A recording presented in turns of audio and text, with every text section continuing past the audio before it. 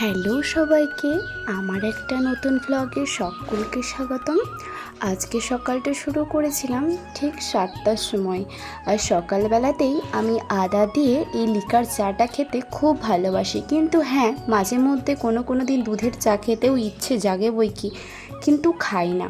আজকে আকাশটা এত সুন্দর লাগছিল দেখতে, চারিপাশটা মনোরম পরিবেশ। তারপরে চলে এসেছিল দুধওয়ালা দুধ দিতে। তো তারপর আমি বসে গেছিলাম পড়তে, কারণ সামনে আমার সেমিস্টার আসছে, তাই পড়াটা একটু ঠিক করেই করতে হবে, মানে আর কি মন দিয়ে করতে হবে।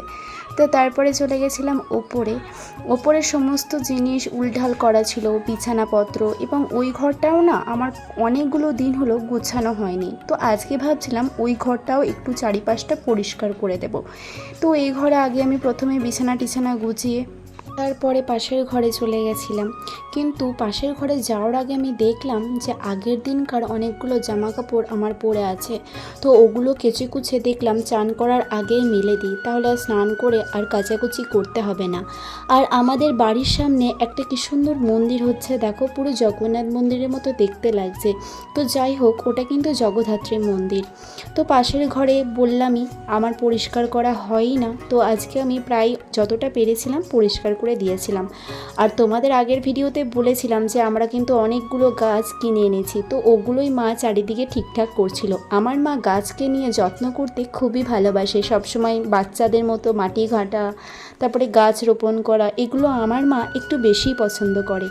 তো এই চুড়িদারটা কেমন তোমরা একটু কমেন্টে জানিও তো। এটা আমার one of most favourite churidar, আমার খুব ভালো লাগে এই চুড়িদারটা পরতে।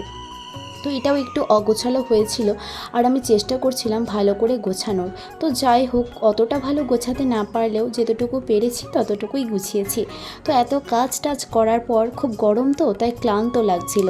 দিয়ে আমি একটু ফ্রিজে ঠান্ডা জল খেয়েছিলাম, আর মা দিল তেমনি বকা, বললো জ্বর হলে কে দেখবে, এই যে তুই ভিজে গায়ে ঘেমে গিয়ে তুই ঠান্ডা জল খাচ্ছিস। তখন আমি মাকে রিকোয়েস্ট করলাম যে আমি খাই, তারপরে মা জলটা খেতে দিল।